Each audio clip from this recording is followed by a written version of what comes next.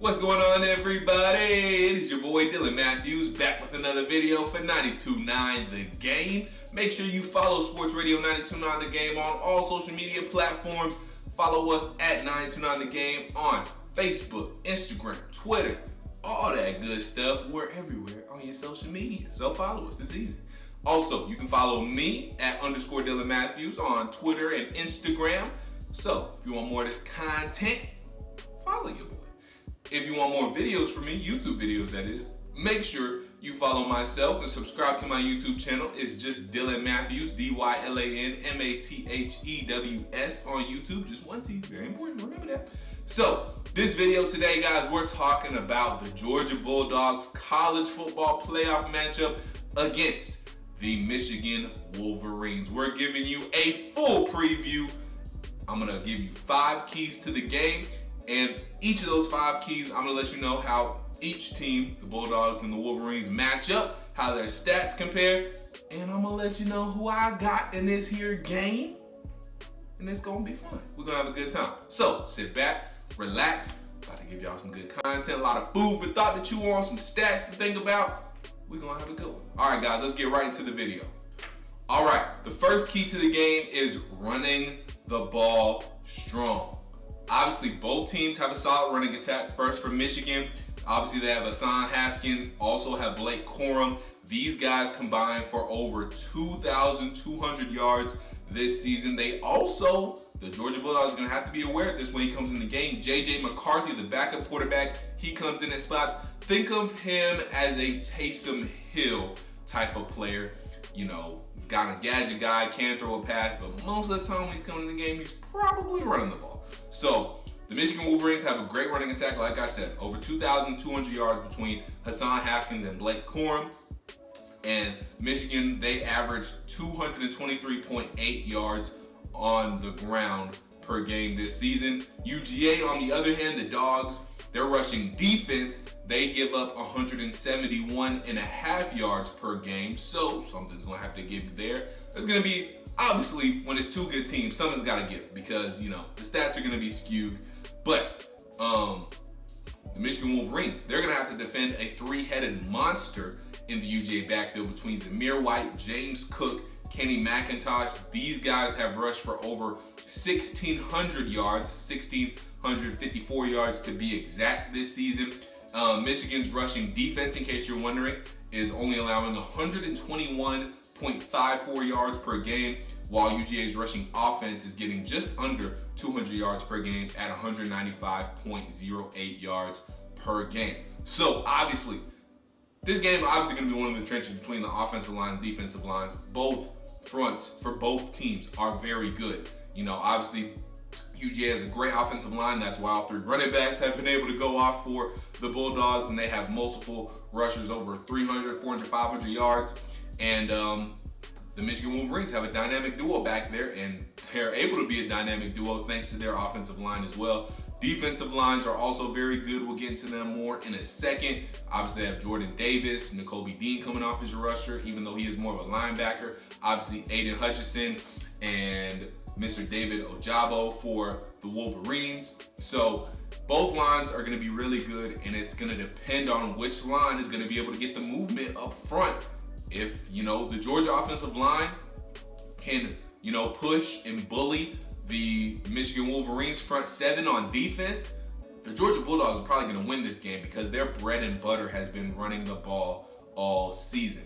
Alabama did a great job of limiting their rush attack in the SEC championship game, and they made Stetson Bennett have to make some plays, and frankly, Stetson Bennett couldn't. He made a couple of bad throws, and Alabama was able to win the ball game.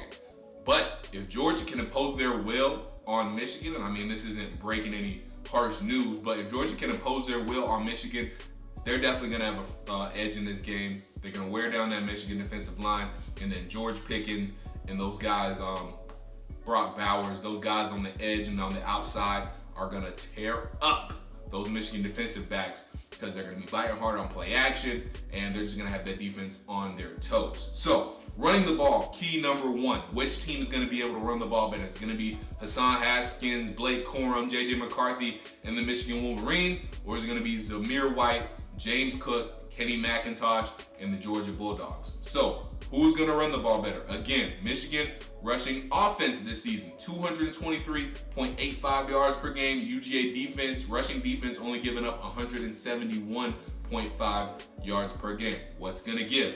Michigan rushing defense, only giving up 121.54 yards per game, while UGA's rushing offense is getting, or has gotten, 195.08 yards per game on the ground this season. What's going to give? So, key number one, running the ball strong. Who's going to do it? That's a big, big key. Number two, turnovers. Who's going to play clean football? We're going to get to the penalties last, but who's going to play clean football when it comes to turning the ball over? Not coming out with empty possessions and not putting your defense in a short field by turning the ball over. UGA this season, 12 interceptions, 3 defensive touchdowns. We know about the UGA defense. They are stouter and stout and stout and stout and even more stout than any other defense in the country. Michigan does have a good defense as well, though. 8 interceptions. They do have a defensive touchdown on the year as well. UGA's defense obviously has been the top defense all season, even though they didn't get exposed a little bit in the Alabama game, actually a lot of it, because they dropped 41 on them. But UGA's defense obviously is going to be trying to come back big time after a poor performance in the SEC championship game. Michigan's defense, has been solid all year. They've been doing their thing. And while we're talking about the defense, let's go into the next key. So obviously, key number 2, turnovers. Who's going to play clean? Which defense on the other side of that token is going to force some turnovers? Is Jordan Davis, Nakobe Dean, are those cornerbacks going to be able to pick some balls off? Are the pass rushers going to get there? Is Aiden Hutchinson and David Ajoba, are they going to be able to get home? So let's talk about QB pressure. So number 2 tying into number 3 as well, which is quarterback pressure. Michigan this season, 34 sacks. That's a lot. However, 25 of them have come from Aiden Hutchinson and David Ajoba. And those are the only 2 players on this Michigan defense with over 3 sacks. That's right. 25 of the 34 sacks have come from Aiden Hutchinson and David Ajoba, and those are the only 2 players on the Michigan defensive front, or actually the Michigan defense overall, that have more than 3 sacks. So, that meaning, if Georgia can slow down Aiden Hutchinson and David Ajoba, the offensive linemen, those tackles, can figure out how to slow down those 2 guys. And mind you, it's not going to be an easy assignment. David Ajoba finished the year with 11 sacks. Aiden Hutchinson obviously had 14, and he was a Heisman finalist. It's not going to be an easy job, but if the Georgia offensive line can at least neutralize those guys and keep Stetson Bennett upright, I think they should be okay as far as keeping Stetson Bennett clean. If you stop those 2 guys, I think you'll be fine, because there's nobody really else on that Michigan defensive front who you really need to game plan for or, quite frankly, be scared of. However, on the Georgia side,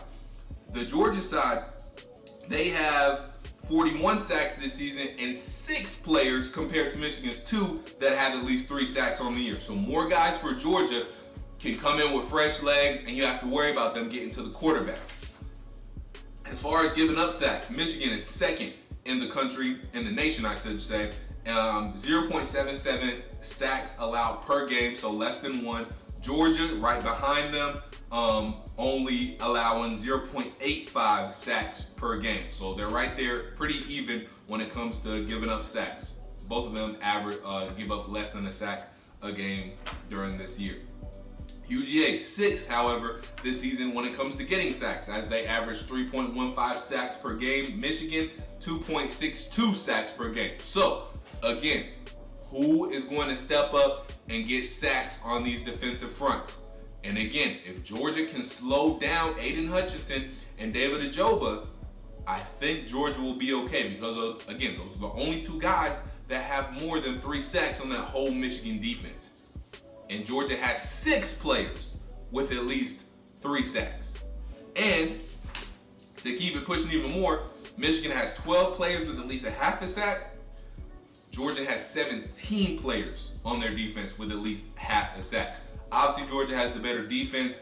We'll see if they can get the most pressure on Cade McNamara. If they can make Cade McNamara feel uncomfortable, It's going to be a good day probably for Georgia's defense. And Stetson Bennett, he can run a little bit. Obviously, that element, he brings to the table more so than JT Daniels. And obviously, there's that controversy between Stetson and JT. I personally think Stetson Bennett is going to start. I think Kirby's going to stick with him. He hasn't shown any indications that he's not going to stick with Stetson Bennett. We'll see if Stetson Bennett plays the whole game, depending on how he plays. So all that's to be determined. But obviously, quarterback pressure, key number 3. Whichever team can hurry up the quarterback, sit the quarterback down, sack the quarterback, probably going to be more successful and win the football game and head on to the national championship. Next key, the kicking game. It's going to be the battle of the Jakes in the kicking game.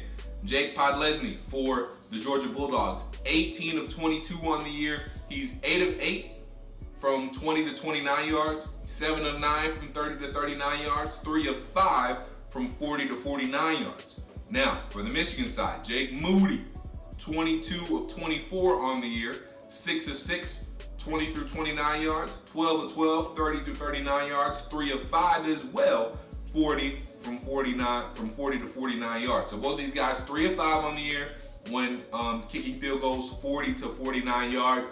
These guys might have to make some long field goals. We'll see, but kicking game probably going to be important. If, a field goal is missed, or, if special team comes up and blocks a field goal, that could be huge. That could be a game changer. So, got to look out for that. 4th key, kicking game. Last key, playing clean. I still have some extra stats for you guys I want to give to you after this last key, but it's playing clean. That's number 5. Michigan this year, 19th in the nation, 42.4 yards per game in penalties. UGA, though, 67th in the league at 52.1 yards per game when it comes to penalties. You can't shoot yourself in the foot. These are the times you're playing against great teams. Both of these teams are great, and you can't shoot yourself in the foot if you want to win this football game.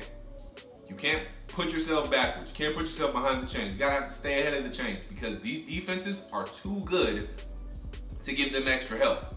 So if you're UGA offense or Michigan offense, you can't shoot yourself in the foot. And then the defense too, you can't give these offenses any more extra room. Any free plays, you can't give it to them, period. So whichever team is the team that can come out and not shoot themselves in the foot, obviously could mean that they're the more successful team and they could be headed to the national championship. Now, I do have some other stats I want to read off to you guys. Another big key is going to be when the offenses get down to the red zone, who's going to convert? Are you going to convert? Are you going to come away with touchdowns? Or are you going to come away with field goals? For Michigan, they're 46th in the nation this year in opponent red zone conversions at 80%, meaning when the Michigan defense gets in the red zone, 80% of the time, they are letting teams score. Now for Georgia, they're 40th in the nation in red zone conversion. This is for their offense though. So, 88.89% of the time when they get in the red zone, they're scoring. UGA defensively though, first in the nation at 60% opponent red zone conversion. That means when that defense is in the red zone, they stand tall, they get stout, and they make big plays. 60% of the time, that opposing offense is scoring on UGA. That can be big. UGA can replicate what they've been doing all season in the red zone and making some big plays. Even when Michigan gets in the red zone, that can be huge, and they can make some real game-changer plays there, taking away some scoring opportunities for Michigan. Michigan on the offensive side of the ball, while we're on it, 92.19% on their red zone conversion on offense this year. So they're a good team when they get in the red zone. Most time when they get in the red zone, they're scoring, and not just scoring, but they're scoring touchdowns. So those are the keys to the game for me. Number 1, run the ball strong. Who's going to control the line of scrimmage? Are you going to be able to run the ball? Is Hassan Haskins and Blake Corum and maybe even J.J. McCarthy going to run over the Georgia Bulldogs defense the whole game? Or is Jordan Davis and those boys going to stop them? And is Zamir White, James Cook, and Kenny McIntosh going to run all over that Wolverine defense? Or is Aiden Hutchinson and David Ajoba going to stop them? Who's going to win the running game battle? Who's going to not have turnovers? Who's going to capitalize when they have a chance to score? Michigan, like I said, 8 interceptions, 1 defensive touchdown. Georgia, however, 12 interceptions, 3 defensive touchdowns. Number 2 is turnovers. Number 3, QB pressures. Who's going to sack the quarterback more? These teams both have really good defenses. However, like I said, for Michigan, it's really just Aiden Hutchinson and David Ajoba. 25 out of the 34 sacks have come from those 2 guys, and they're the only 2 players with more than 3 sacks on the Michigan defense. However, for UGA, you know all about their defense. They get 3.15 sacks per game, have 6 dudes with at least 3 sacks, and they have 17 players overall with at least half a sack. So, number 3, quarterback pressure. Number 4, the kicking game. Might be some big field goals need to be made. Both of these guys, 3 of 5 from 40 to 49 yards. And lastly, neither of these teams can shoot themselves in the foot. They can't afford to do it playing against 2 great teams. We'll see which one plays more clean. But those are my keys to the game, guys. Let me know what you think in the comments down below. Make sure you like this video, comment your thoughts, subscribe to the channel. I think it's going to be a whale of a game. But y'all already know I got UGA this thing. I'm a Georgia boy. I got to ride with my dogs. I think it's going to be a close game, though. I think Michigan pulls, not Michigan, no.